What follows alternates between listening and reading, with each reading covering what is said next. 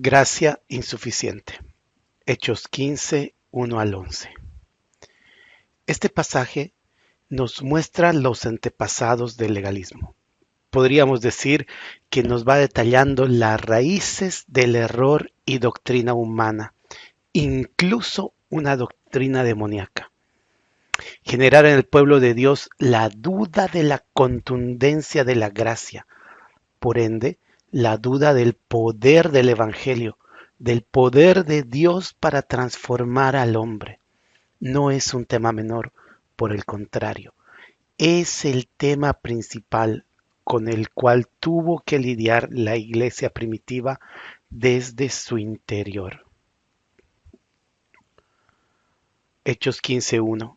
Entonces, algunos que venían de Judea enseñaban a los hermanos: si no os circuncidáis conforme al rito de Moisés, no podéis ser salvos.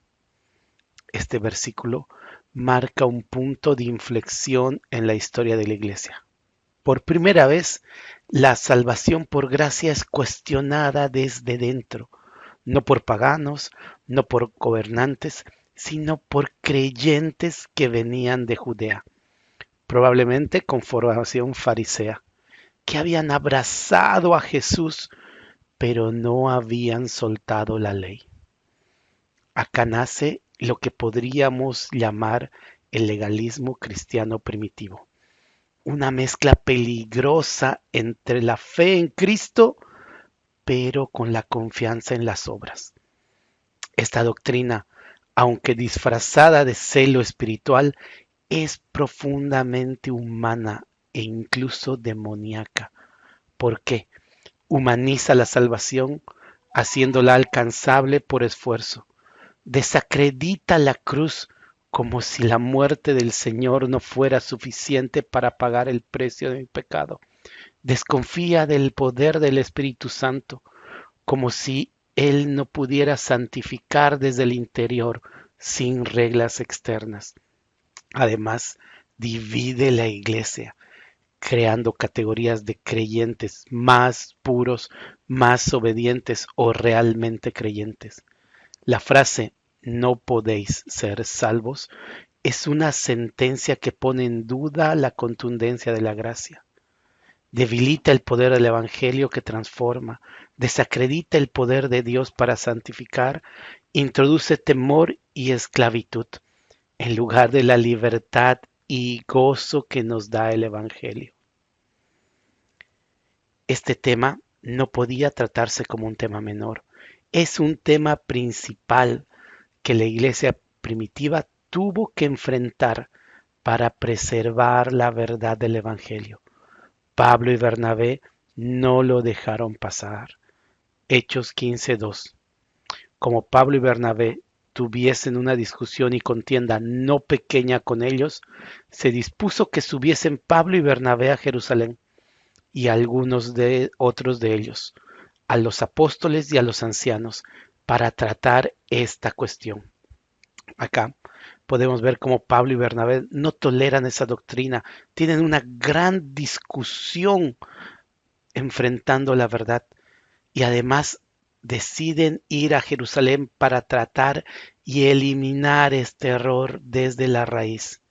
Se fueron contando cómo Dios había prosperado su viaje misionero y cómo la gracia había alcanzado a los gentiles. Esto causaba gran alegría a los hermanos que estaban por el camino en Fenicia y Samaria. Cuando llegaron a Jerusalén y daban testimonio del poder de Dios para salvar a los gentiles, un grupo de hermanos que venían de la secta de los fariseos no estaban satisfechos ni alegres con lo que Dios estaba haciendo. Hechos 15:5. Pero algunos de la secta de los fariseos que habían creído se levantaron diciendo: es necesario circuncidarlos y mandarles que guarden la ley de Moisés. Este grupo de hermanos y su discusión, que en esencia se disfraza de celo por Dios, en el fondo estaba provocando una división en la iglesia, un intercambio de opiniones que atentaba contra el corazón mismo del Evangelio. En este pasaje, la iglesia primitiva enfrenta su primer gran conflicto doctrinal. ¿Es suficiente la fe en Jesucristo para ser salvo o es necesario también cumplir con la ley de Moisés? Algunos creyentes de origen judío, que luego serían llamados judaizantes, enseñaban que los gentiles debían circuncidarse y guardar la ley para ser salvos. Estaba en juego la esencia del Evangelio. ¿La salvación es por gracia o es por obras? Hechos 15, 5, 15, 6 y 7. Y se reunieron los apóstoles y los ancianos para conocer de este asunto. Y después de mucha discusión, Pedro se levantó y les dijo: varones hermanos, vosotros sabéis cómo ya hace algún tiempo que Dios escogió que los gentiles oyesen por mi boca la palabra del Evangelio y creyesen.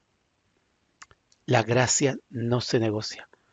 La iglesia debe defender el Evangelio puro, incluso si eso implica confrontar tradiciones o líderes.